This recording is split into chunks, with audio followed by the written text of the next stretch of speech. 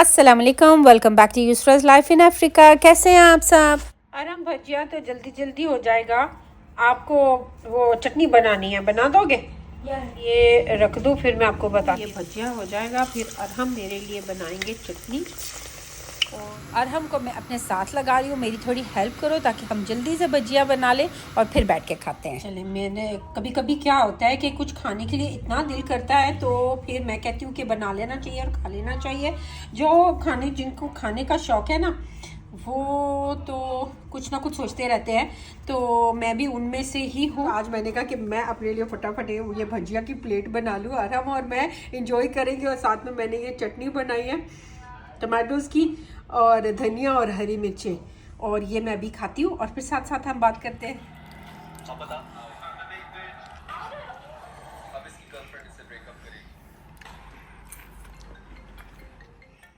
चले, अभी खाने पीने के बाद हमने कहा निकलते हैं बाहर, कुछ मुझे अपनी देसी ग्रोसरी करनी थी तो उसके लिए निकलते। तो मैंने कहा चले साथ में हम बातें करते हुए चले जाते हैं।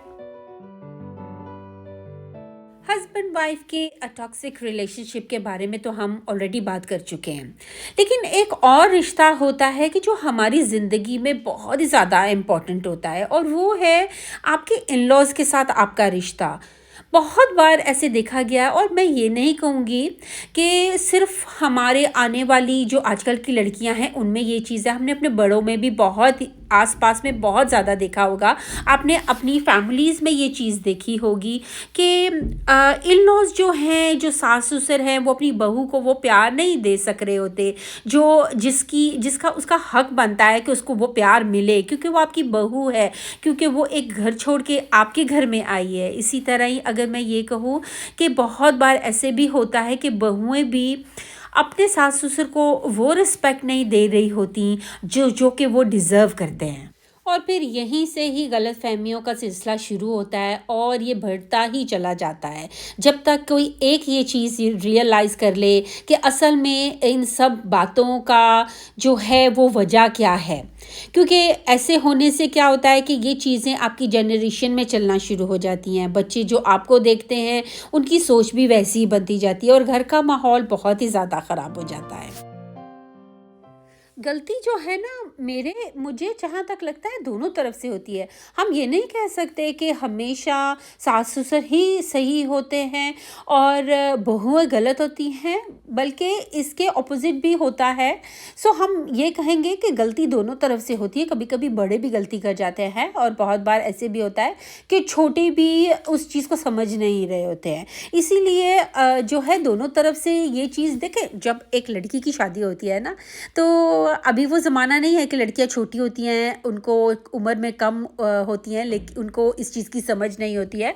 माशाल्लाह आजकल लड़कियां इतनी समझदार हैं कि जब उनकी शादी होती है तो उनको रिश्तों की समझ होती है। ये और बात है कि वो उन्हें समझना ना चाहें। मैं ये सोचती हूँ कि एक लड़की जब शादी करके आती है और वो क्या सोच लेकर एक नए घर में आती है कि क्या उसे अपने हस्बैंड को बाकी सब रिश्तों से दूर कर देना है। क्या वो ये नहीं सोचती कि मेरे से शादी से पहले उसके और भी रिश्ते थे, वो एक बेटा भी था, वो भाई भी था, उसके बहुत सारे और भी रिश्ते थे जो उसे अभी भी निभाने हैं। शादी हो जाने का मतलब ये नहीं होता कि आपके वो वाले रिश्ते जो हैं वो ख़त्म हो गए हैं। बेशक शादी के बाद अल्लाह ने ये रिश्ता बनाया है और ये रिश्ता बहुत ही मज़बूत होता है। एक दूसरे के ऊपर बहुत सारी ज़िम्मेदारियाँ होती हैं एक हस्बैंड वाइफ में, और बच्चे होते हैं, ज़िम्मेदारियाँ बढ़ती जाती हैं। लेकिन इसके साथ साथ आप ये नहीं सोच सकते कि आज आपकी शादी हो गई है तो बाकी सब रिश्ते वहीं पर ही ख़त्म हो गए हैं। मुझे बहुत हैरानगी होती है, मैं अक्सर लड़कियों को देखती हूँ और मैं ये सोचती हूँ कि ये लोग कैसे ये सोच लेती हैं कि अपने ससुराल वालों के साथ रिश्ता जो है वो सिर्फ एक दिखावे का रिश्ता रखना है। इतना मीठा बनने की बिल्कुल भी कोई ज़रूरत नहीं है। बहुत सारे लोग दूसरों को दिखाने के लिए अपने ससुराल वालों के साथ इतना मीठा रिश्ता रखते हैं जो कि दिलों में कुछ और होता है और ऊपर कुछ और होता है। ऐसा करने की बिल्कुल भी कोई ज़रूरत नहीं है।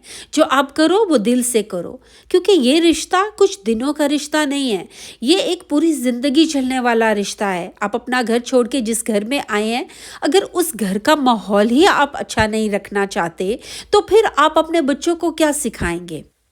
मैं तो ये कहूँगी कि मैं उन लड़कियों से रिक्वेस्ट करती हूँ कि अपना रिश्ता अपने इन-लॉज़ के साथ इतना ख़राब मत करें कि आपके बच्चों के लिए मुश्किल हो जाए। क्योंकि बच्चों के लिए जो दादा-दादी, फूफो, चचा, ताया ये जो रिश्ते होते हैं ना, ये बहुत ही खूबसूरत रिश्ते होते हैं। ये खून के रिश्ते होते हैं जो कि सारी ज़िंदगी इंसान के साथ-साथ चलते रहते हैं। इसीलिए आप ये ज़रूर सोचें कि जिस रिश्ते से आप उस घर में आए हैं ना, उस रिश्ते को निभाने की कोशिश करें। अगर बड़ों से कुछ गलतियाँ हो भी जाती हैं ना, तो कोशिश करें कि आप प्यार से उनको अपना बना सकें, क्योंकि आपने सारी ज़िंदगी इन्हीं रिश्तों के साथ गुजारनी है। और आप ये क्यों नहीं सोचते कि आपका हस्बैंड जो आपके दिल के इतने करीब है, ये उन्हीं के माँ बाप हैं, ये उन्हीं के बहन भाई हैं, जिनके साथ आप अगर अच्छा सलूक करेंगे तो इसका मतलब है कि आपका रिश्ता आपके हस्बैंड के साथ जो है वो बहुत मजबूत है। कभी कुछ गलतियां हो भी जाएं तो ये सोच लें कि आपके हस्बैंड की खातिर आप इन रिश्तों को, इन बातों को भुला सकते हैं। इसमें इतनी बड़ी कोई बात नहीं होती है।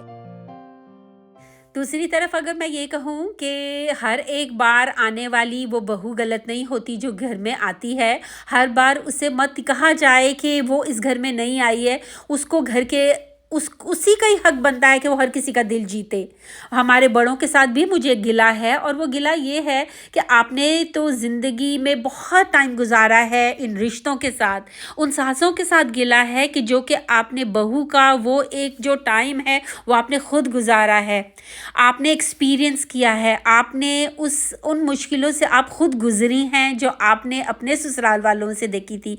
तो क्यों अक्सर सासें ये भूल जाती है कि जो मुश्किलें हमने फेस की हैं वो ही मुश्किलें अब हम अपनी बहुओं के लिए लेकर आएंगे। बहुत बार आपने ऐसे देखा है, अक्सर सासें ये बोलती है, उनका यही डायलॉग होता है कि हमने भी तो इतनी सख्तियां बर्दाश्त की हैं तो हमारी बहू क्यों नहीं कर सकती। आप ये क्यों नहीं सोच सकते कि जो सख्तियां हमने बर्दाश्त की, जो हमारा दिल, जहां हमारा दिल दुखा, हम अपनी बहू के साथ वैसा सलूक ना करें। बेशक कि वो आपकी बेटी नहीं है, लेकिन आपकी बहू है। ये वो लड़की है जिसके साथ आपके बेटे ने सारी ज़िंदगी गुजारनी है। ये उन बच्चों की माँ है जिन्हें दादा दादी अपने पोता पोती बुलाते हैं, जिन्हें अपना हक जिन पर अपना हक समझते हैं। लेकिन मैं एक बात आपसे कहूँ, बेशक दादा दादी का अपने पोता पोती पर पूरा पूरा हक होता है, लेकिन जब वही बच्चे बड़े होकर ये देखते हैं ना कि जिस घर में उनकी माँ के साथ अच्छा सलूक नहीं हो रहा, जो प्यार उनकी माँ को मिलना चाहिए वो उनकी माँ को दादा दादी से नहीं मिलता, तो आहिस्ता आहिस्ता वो पोता पोती भी अपने दादा दादी और दूसरे रिश्तों से दूर होते चले जाते हैं। बहुत ज़रूरी है कि अपने बच्चों से रिश्ता कायम रखने के लिए उनकी माँ के साथ ना आप अच्छा सलूक करें, उनके साथ प्यार करें। ये चीज़ ऐसी है कि बच्चे जो हैं बहुत जल्दी महसूस कर लेते हैं इस चीज़ को। हर बार ऐसा नहीं होता कि हर लड़की जिस घर में आगे शादी के बाद आती है वो उस घर को तोड़ने की कोशिश करती है। बहुत बार ऐसे भी होता है, लड़कियां ये सोच कर आती हैं कि जिस घर में सारी ज़िंदगी गुजारनी है ना, उस घर के हर रिश्ते को जोड़ के रखना है और प्यार से रहना है, और अपने आने वाली नस्लों को भी वही प्यार सिखाना है। तो कहीं ऐसा ना हो कि आप लोगों के कुछ कह देने से या आपकी कुछ नाइंसाफ़ियों की वजह से वो प्यार और वो रिश्ता उस लड़की के अंदर भी ख़त्म हो जाए। सबसे पहले आप अपने आसपास के रिश्तों को, अपने क्लोज़ रिश्तों को ही अगर समझेंगे नहीं ना, अगर उनके साथ ही इंसाफ नहीं करेंगे, तो आप आगे चल के क्या अपने बच्चों को सिखाएंगे, उनके साथ क्या रिश्ते कायम करेंगे, आगे से आगे कैसे कामयाबियाँ हासिल करेंगे। क्योंकि जो इंसान अपने इन क्लोज़ रिश्तों के साथ ही इंसाफ नहीं कर सकता ना, वो दुनिया में और किसी भी चीज़ के साथ इंसाफ नहीं कर सकता। तो सबसे पहले आप जिस घर में रहते हैं ना, उन रिश्तों के साथ इंसाफ करने की कोशिश करें। उन रिश्तों के अंदर जो जो कॉन्फ्लिक्ट है ना, उनको सॉल्व करने की कोशिश करें। तो फिर आप देखेंगे कि अगर आपके घर में खुशी है ना, तो फिर हर तरफ आपको खुशी ही खुशी नज़र आएगी और आपके लिए सब चीज़ें आसान होती जाएंगी। क्योंकि जो चीज़ कभी आपके हाथ में नहीं होगी ना, तो आपके वो क्लोज़ रिश्ते जो आपने अपने दिल के करीब रखे हुए ना, वो आपकी मदद करेंगे। ज़िंदगी में कभी भी आप किसी मुश्किल में फँस जाएँ ना, तो आपको इस चीज़ का यकीन होना चाहिए कि आस के आपके आस-पास जो आपके रिश्ते हैं ना, जो आपने अपने दिल के बहुत करीब रखे हुए हैं, वो आपकी मदद करने के लिए हमेशा तैयार होते हैं। क्योंकि जब उनका मुश्किल वक़्त था ना, तो आपने उनका साथ दिया। तो आज अगर आपके ऊपर मुश्किल वक़्त आया है, तो वही लोग हमेशा आपके लिए तैयार खड़े रहेंगे, किसी भी मुश्किल में आपका साथ देने के लिए। तो हमेशा आप ये चीज़ एक याद रखें कि आपके बहुत सारे रिश्ते ऐसे होते हैं जिनके लिए आप ये नहीं कह सकते कि अगर दिलों में कुछ बातें आ गई हैं तो आप उनसे दूर हो जाएं। दूर होने का मतलब ये नहीं होता कि आप रिश्ते को ख़त्म कर दें। कोशिश करें कि उसके दरमियान में जो गलतफ़हमियाँ हैं ना, उन गलतफ़हमियों को दूर करके इन रिश्तों को हम कायम रख सकें। हमारे माँ बाप, क्योंकि सास ससुर का रिश्ता तो माँ बाप की तरह ही है ना, और एक बहू का रिश्ता भी एक बेटी का रिश्ता है। तो कभी भी इन रिश्तों को ये मत सोचें कि इन रिश्तों से दूर रहा जा सकता है, क्योंकि ये जितनी देर तक आप एक औरत अपने हस्बैंड के साथ है, उसका रिश्ता उसके इन लॉज के साथ उतना ही करीब है। और जितना आपको ये पता है कि आपका बेटा एक लड़की के साथ शादी करके जिसको लेकर आया है, जितनी ज़िंदगी उसके साथ गुजारेगा, उतना रिश्ता आपको भी उसके करीब रहकर गुजारना है।